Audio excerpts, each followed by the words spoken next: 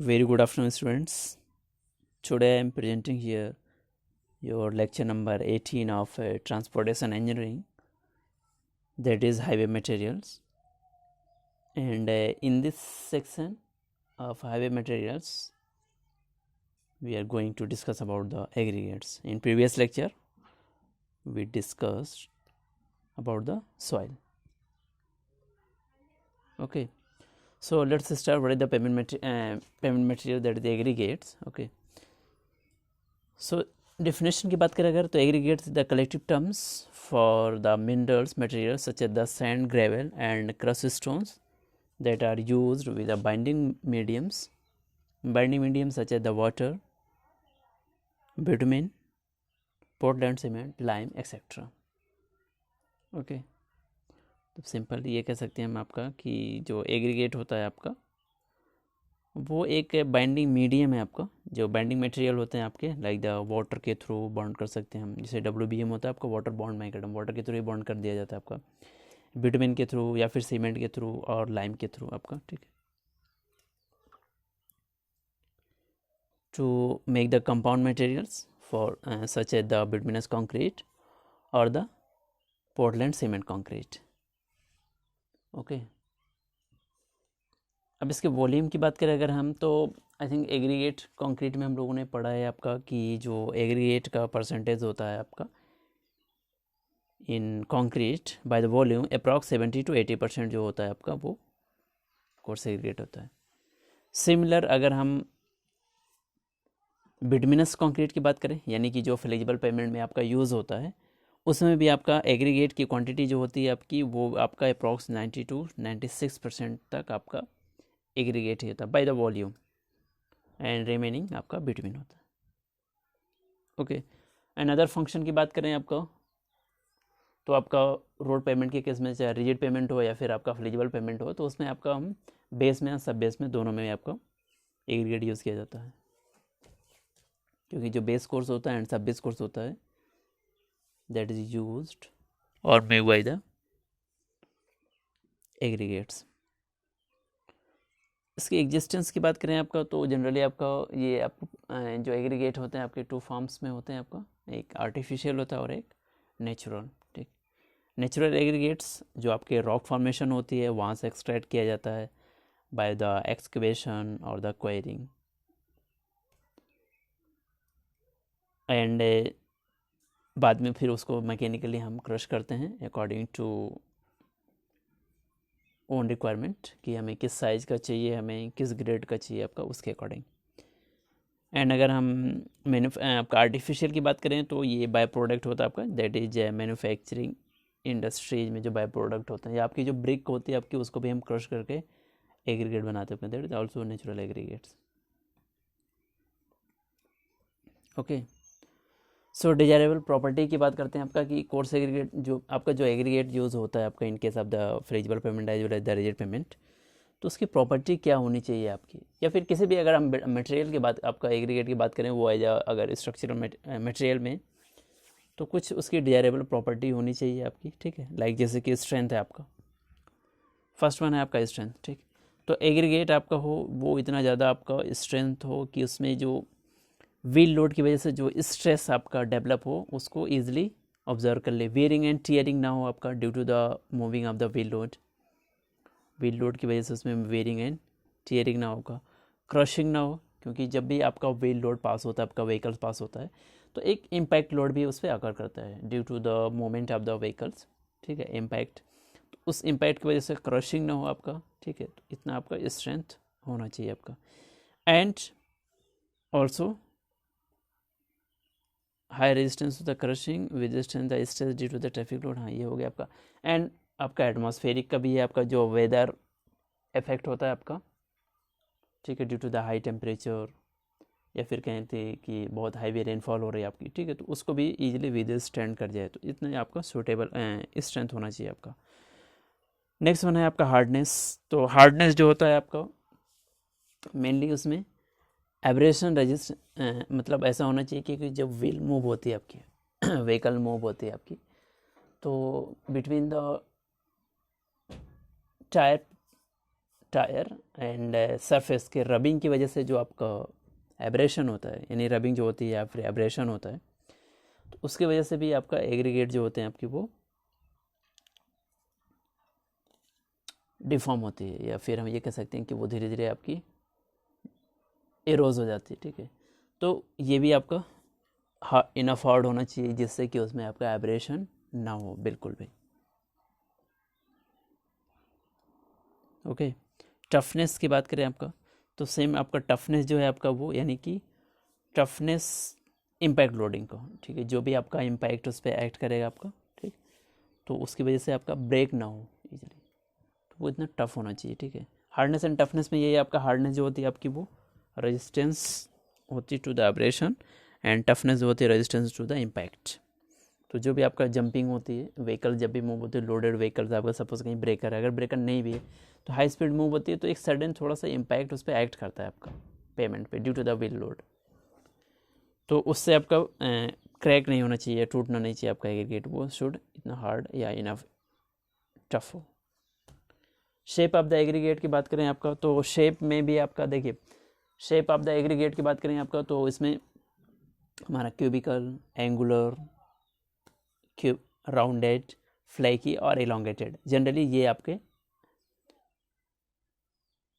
Available होते हैं आपके, जो भी क्रश करते हैं जब उसको क्रशर में क्रश किया जाता है, तो ये शेप होते हैं आपके। ठीक है, तो अगर इस सुटेबल एग्रीगेट की बात करें जो आपका पेमेंट के लिए बेटर होता है, वो आपका जनरली क्यूबिकल हो आपका, ठीक है, या फिर एंगुलर हो लेकिन बहुत ज़्यादा एंगुलर ना हो। जो सुटेबल नहीं होता वो सबसे ज़्यादा वही है कि आपका बहुत ज़्यादा फ्लैकी ना हो और इलोंगेटेड ना हो। ठीक, इसलिए हम शेप टेस्ट भी करते हैं आपका कि कितना फ्लैकी होना चाहिए, कितना इलोंगेटेड होना चाहिए, कितने परसेंटेज तक आपका ये एक्सेप्टेबल होता है। ठीक है, आई थिंक ये लैब में परफॉर्म कर चुके हैं हम लोग। ओके, क्योंकि देखिए अगर बहुत ज़्यादा फ्लैकी होगा आपका तो भी लोड की वजह से वो टूट जाएगा, बहुत ज़्यादा इलोंगेटेड होगा तो इसमें स्ट्रिपिंग हो जाती है आपकी, व्हील लोड की वजह से स्ट्रिपिंग जल्दी होती है आपकी। यानी बॉन्डिंग की बात करें अगर विद द बिटुमिनस और विद द कंक्रीट की बात करें तो बहुत बेटर बॉन्डिंग नहीं होती है उसमें, तो उसमें स्ट्रिप के चांस ज़्यादा होते हैं। ओके, नेक्स्ट है अधेसन विद द बिटुमिन, तो ये भी आपका इंपॉर्टेंट प्रॉपर्टी है आपका कि एग्रीगेट जो आपका वो बिटुमिन के साथ अधेसन प्रॉपर्टी बहुत बेटर बनाए, अदरवाइज क्या होगा, वाटर के साथ वो स्ट्रिप्ड ऑफ हो जाएगी आपकी। ठीक है, अगर एफिनिटी कम होगी आपकी, लेस एफिनिटी होगी, तो वाटर जब भी उसमें मिक्स होगा या फिर रेनफॉल के सीजन में ये आपको देखने को भी मिल जाता होगा कि जो भी आपका फ्लेक्सिबल रोड होते हैं, ठीक है, तो कहीं कहीं पे अगर ड्रेनेज प्रॉपर आपका ड्रेनेज फैसिलिटी अगर बेटर नहीं है या फिर वाटर लॉगिंग हो गई वहाँ पे, सपोज मान लीजिए बहुत हैवी रेनफॉल हो गए एंड वाटर लॉगिंग हो गई, ठीक है, तो जब भी पानी पास हो जाता है आपका वाटर ड्रेन आउट हो जाता है, यानी जब बारिश रुक जाती है आपका ड्रेन आउट हो जाता है, तो वो होता जनरली देखा होगा आपने कि जो एग्रीगेट होता है आपकी वो उखड़ जाती है गिट्टी, ठीक है, तो वही होती है आपकी स्ट्रिप आउट, और वो रीजन यही होता है कि उसको वो जो है आपका एग्रीगेट जो होता है आपका वो बिटुमिन के साथ बहुत बेटर आपका अधेसन नहीं होता है। ठीक है, तो आपका टेक्सचर देखिए, अब इसमें टेक्सचर का भी इंपॉर्टेंट रोल है, अगर टेक्सचर बहुत ज़्यादा स्मूथ होगा, राउंडेड होगा, तो उतना ज़्यादा आपका अधेसन नहीं होगा या उतना ज़्यादा बॉन्डिंग नहीं होगी बेटर, लेकिन अगर वो स्मूथ ना हो कि आपका रफ टेक्सचर है, थोड़ा सा इरेगुलर शेप है, क्यूबिकल है आपका, ठीक, तो ऐसे केसेस में आपकी जो उसकी बॉन्डिंग होती है वो बेटर होती है।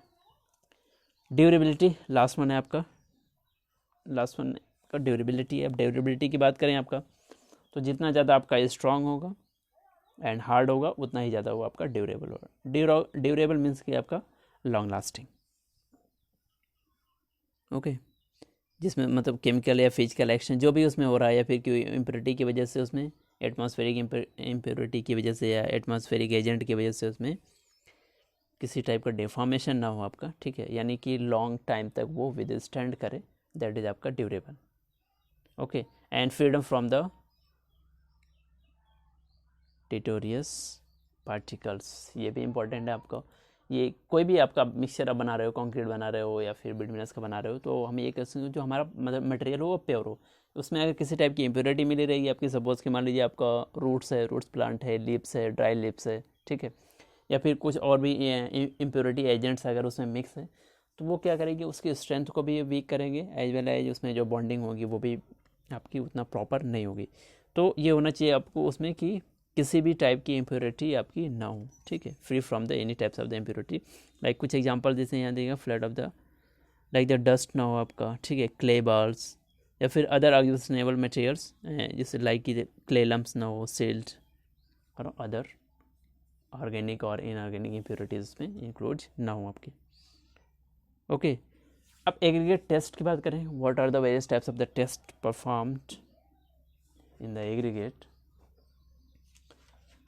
ठीक है, तो अगर हम इसकी बात करें आपका कि पेमेंट के लिए जो आपका टेस्ट किया जाता है एग्रीगेट में आपकी, वो मेन है आपका crushing test, abrasion test, impact test, soundness test, shape test, specific gravity and water observation test and the between adjacent test. ठीक, तो बिटवीन एडजेसेंट टेस्ट जो होता है आपका, वो आपका बिटवीन के सेक्शन में मिलेगा, यहाँ पे आपको नहीं पढ़ने को मिलेगा। ठीक है, क्रशिंग टेस्ट हम लोग यहाँ पे डिटेल डिस्कस करेंगे, एब्रेशन टेस्ट डिटेल डिस्कस करेंगे, इम्पैक्ट टेस्ट ऑलरेडी हम लोग लैब में कर चुके हैं तो वो नहीं करेंगे आपका, साउंडनेस टेस्ट थोड़ा डिटेल में करेंगे, शेप टेस्ट भी आपका यहाँ पे नहीं करेंगे हम लोग क्योंकि ये ऑलरेडी कर चुके हैं, एंड आपका specific gravity and water observation test करेंगे। ठीक है, तो मेनली जो इस सेक्शन में हम लोग जो टेस्ट पढ़ने वाले हैं, जो इंपॉर्टेंट है आपके पेपर में भी पूछा जाता है एंड आपको, तो वो आपका crushing test, abrasion test, soundness test and आपका specific gravity and water observation test. Okay, तो ये आपका 1 2 3 4 टेस्ट ऐसे हैं आपके जो हम लोग इस सेक्शन में कवर करेंगे। बाकी के जो 2 सेक्शन हैं वो हमने ऑलरेडी लैब में परफॉर्म कर चुके हैं, एंड एक जो है आपका वो बिटवीन के सेक्शन में आपको मिल जाएगा। ओके, सो स्टार्ट करते हैं आपका क्रशिंग से। ठीक है, देखिए क्रशिंग मीन्स क्रश करना आपका। ठीक है, क्रशिंग का जो आपका मेन फंक्शन है, यानी ये जो टेस्ट क्यों परफॉर्म किया जाता है, तो वो इसीलिए किया जाता है आपका कि सडन उस पर जो इम्पैक्ट लोड पड़ता है आपका। देखिए इसमें दो आपका, एक तो इम्पैक्ट भी आपका, देखिए क्रशिंग भी है और इम्पैक्ट भी है आपका। ठीक है, तो अब दोनों के केस में यही है आपका कि जो सडन लोड होता है आपका, सडन लोड की वजह से वो कितना बियर कर पाता है, दैट इज टफनेस होती है इम्पैक्ट, एंड क्रशिंग होती है कि वो क्रश ना करे, ब्रेक ना हो आपका, टूटे ना। ओके, अब ये जो टेस्ट है आपका वो IS कोड की बात करें आपका तो 2386 पार्ट 4 कवर करता है आपका इस टेस्ट के लिए आपका। ठीक है, प्रोसीजर पे ही डायरेक्ट आते हैं हम लोग। ठीक है, या फिर देख लीजिए एक बार क्या है आपका, payment material that can fall the crushing under the compressive stress, वही है कंप्रेसिव स्ट्रेस की वजह से। ठीक है, और टेस्ट इज अब determine the crushing strength of the aggregate. तो अब देखिए इसमें होता क्या आपका, एग्रीगेट का ड्राई सैंपल लेंगे हम, ड्राई एग्रीगेट्स जो कि आपका 12.5 mm सीप से पास हो एंड 10 mm सीप पे रिटेन करें। ओके, एंड हमारे पास एक पहले सैंपलर सिलेंडर होता है जिसका स्पेसिमेन साइज की बात करें अगर सिलेंडर की, तो वो आपकी 11.5 mm डायमीटर होती है एंड 18 सेंटीमीटर हाइट होती है। ठीक है, तो इसमें पहले हम 3 लेयर में फिल करेंगे उसको। ओके, मतलब 1/3 एक बार फिल करेंगे, देन आपका टैंपिंग रॉड से उसको 25 टाइम्स आपका टैंप करेंगे। ठीक है, स्टैंडर्ड टैंपिंग रॉड जो साइज होती है आपकी 25 टाइम्स टैंप करेंगे, देन उसके बाद फिर अनदर लेयर्स, फिर 25 टाइम्स, एंड फिर से आपका फाइनल लेयर्स एंड फिर 25 टाइम्स। ओके, देन उसके बाद the test sample is weight, and उसके बाद उसको वेट कर लेते हैं हम आपका। ठीक है, वेट करने के बाद उसको फिर जो भी आपका हमारा क्रशिंग टेस्ट एपरेटस होता है आपका, उस मोड में ले जाके उसको पोर कर दिया जाता है या फिर ट्रांसफ़र कर दिया जाता है, एंड जब हम ट्रांसफ़र करते हैं तो वहाँ पे भी फिर से एक बार टैंपिंग की जाती है। ओके, ये होगी आपका फाइनल। टैंपिंग करने के बाद आपने सैंपल उसमें रख दिया, सैंपल रखने के बाद फिर से टैंपिंग कर दी। ओके, देन लोड अप्लाई किया जाता है आपका। ठीक है, कंप्रेशन लोड जो अप्लाई किया जाता है वो आपका है 40 टन्स, लेकिन इसको सडन नहीं करते हैं हम आपका। अब देखिए यही डिफरेंस है आपका दोनों में, इम्पैक्ट में एंड आपका क्रशिंग में। इम्पैक्ट में क्या होता है, हम उसको फ्री फॉल करते हैं, अप्रॉक्स द जो वेट ऑफ द हैमर होता है अप्रॉक्स 14.5 kg होता है, एंड 38-39 सेंटीमीटर की हाइट से सडन फॉल करते हैं आपका 15 टन्स ब्लो करते हैं। ठीक है, यहाँ पे क्या होता है आपका 40 टन्स लोड अप्लाई किया जाता है, बट ग्रेजुअली किया जाता है at the rate of the 4 tons per minute. जो रेट ऑफ द लोडिंग है आपका वो 4 टन्स पर मिनट के अकॉर्डिंग आपका अप्लाई किया जाता है।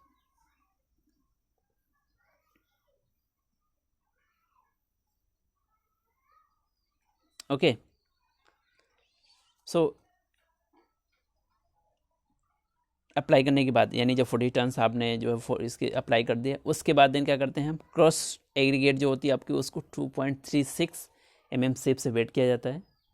ओके, एंड देन आपने जो पहले अब देखिए, अब आपने पहले जो वेट किया होगा आपका वो सपोज हो गया आपका W1, एंड जो आपने बाद में वेट किया वो W2, ठीक है। उसके बाद एग्रीगेट क्रशिंग वैल्यू, आप सीधे उन दोनों का रेशियो निकाल दीजिए, आपका वेट परसेंटेज में आ जाएगा। ओके, जो पास होगा आपका वो पहले ऊपर रखेंगे, उसके बाद जो टोटल वेट होगा वो इंटू 100। ओके, अब इसकी देखिए सिग्निफिकेंस वैल्यू की बात करें आपका, तो a value less than the 10% significance exceptionally strong aggregate while 35% would be normal be regarded as a weak aggregate। मतलब 35% के बिलो अगर होगा आपका तो उसको हम यूज़ कर सकते हैं। अब देखिए अगर 10% से कम आ रहा है वो कह रहा है तो वो बहुत ज़्यादा स्ट्रांग होगा, लेकिन ये एक्सेप्शनली आता है, ऐसा बहुत कम होता है कि 10% से कम हो आपका, ठीक है। तो जनरली 10 टू आपका 35% के बीच में, लेकिन अगर मोर देन 35% क्रशिंग वैल्यू आ रही है उसकी तो वो ज़्यादा आपका सूटेबल नहीं होगा coarse aggregate for the payment के लिए। ओके, सो ये क्लियर हुआ आपको। तो आप एक बार प्रोसीजर बस यहाँ से देख लीजिएगा, जितना पोर्शन ये अंडरलाइन किया हुआ है आपका। ओके, कि कैसे आपका बस स्पेसिमेन साइज याद रखिए, जो आपका मोल्ड का होता है आपका वो 11.5 होता है डायमीटर, 18 हाइट होती है, जिसमें 3 लेयर में फिल किया जाता है आपका, एंड ईच लेयर को आपको टैंप कर दें 25 times with the standard tamping rods. Okay, and उसको देन ट्रांसफ़र करते हैं आपका। ट्रांसफ़र करने के बाद फिर आपका 4 टन्स पर मिनट के अकॉर्डिंग लोड अप्लाई करते हैं to the till the 40 tons load, and उसके बाद जो सैंपल होता है उसको 2.36 mm से पास करके परसेंटेज निकाल लिया जाता है आपका। एंड इसकी जो रेंज होती है आपकी, बस ये याद रखिए 10 to 35% तक वैलिड होती है। ओके, ये आपका सेटअप है, सेटअप दिया हुआ है आपका, ये सैंपल है आपका, एंड ये पिस्टन, देन यहाँ पे लोड अप्लाई करते हैं आपका। ओके, अब लोड जो अप्लाई करते हैं वो कितना अप करते हैं 40 टन्स, एंड ये जो सैंपल होता है आपका वो 12.5 से पास हो, 10 mm से रिटेन करें। ओके, सो नेक्स्ट वन है आपका एब्रेशन टेस्ट। देखिए इम्पैक्ट की भी बात नहीं करेंगे हम लोग यहाँ पे बताया था कि आपको, हाँ नहीं बताया था। देखिए इम्पैक्ट में, अब इम्पैक्ट में और इसमें डिफरेंस आपको बता ही दिया है आपका। अगर हम इम्पैक्ट की बात करें, उसके डायमेंशन की बात करें, तो वहाँ पे भी 12.5 से पास कराते हैं, 10 पे रिटेन कराते हैं, वो एग्रीगेट यूज़ किया जाता है आपका। एंड फाइनली 2.36 से ही पास करा के देन उसका निकालते हैं। सेम वही यहाँ पे भी है, बस application of the method of the loading application जो है आपका वो डिफरेंट है। क्रशिंग में आपका ग्रेजुअल अप्लाई किया जाता है at the 4 turns per on day, उसमें वो जो होता है आपका वो सडन इम्पैक्ट होता है आपका। ओके, अब नेक्स्ट है आपका abrasion test. Abrasion test same वही है कि एब्रेशन वैल्यू फाइंड करने के लिए की जाती है आपकी, ठीक है। अब इसका अगर पहले सेटअप की बात कर लेते हैं, हमको होता क्या है आपका जो ऑपरेटर सेटअप होता है आपका वो, हाँ ये भी कोड जो प्रीफर है वो वही है 2386 पार्ट 4। ओके, इसमें क्या होता है आपका, देखिए इसका पूरा नाम लॉस एंजल्स मशीन भी होता है, लॉस एंजल्स टेस्ट, क्योंकि ये भी आपका अमेरिका में ही जो है इसकी जो स्टार्टिंग हुई थी, ओरिजिन हुई थी आपकी, मतलब ये जो टेस्ट आपका परफॉर्म किया गया था वो अमेरिकन या फिर अमेरिका स्टेट हाईवे, यानी आस्तो होता है, AASHTO word ASTHO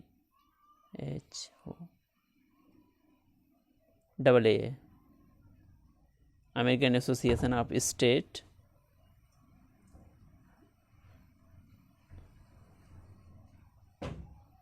highway Organization, AASHTO American Association of State Transportation Highway Organization. Okay, so अब इसके पहले स्पेसिफिक वैल्यू उसकी बात कर लेते हैं हम लोग कि क्या क्या इसमें डायमेंशन होता है आपका, ठीक है। डायमेंशन की बात कर लेते हैं, दिन आपका आते हैं। तो लॉस एंजल्स जो होती है आपकी, ये सिंपल एक आपका ड्रम शेप का, आपका सर्कुलर ड्रम शेप का होता है, जिसका इंटरनल डायमीटर 700 mm होती है, एंड लेंथ की बात करें तो आपका ये 520 mm होता है, ठीक है, जिसको हम हॉरिजॉन्टल एक्सिस पे मतलब माउंट करते हैं आपका, ठीक है, लाइक दिस। जैसे ये है आपका, ये क्रॉस सेक्शन आपका साइड से है आपका, एक्चुअल में ये ऐसे होता है आपका, ऐसे। ओके, मतलब अगर उस तरह से बात करें आपका, यहाँ पे आपका ओपन वो रहता है, ये कवर प्लेट लगी हुई थी, यहाँ से ओपन करते हैं आपका, ठीक है, एंड ये ऐसे आपका माउंटेड रहता है और इस डायरेक्शन में ऐसे रोटेट होती है आपकी। ओके, इस तरह से रोटेट किया जाता है। क्लियर?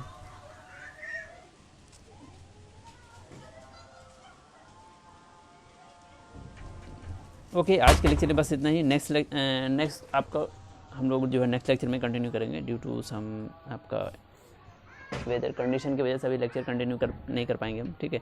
नेक्स्ट लेक्चर हम लोग जो है कल डिस्कस करेंगे। Okay, thank you.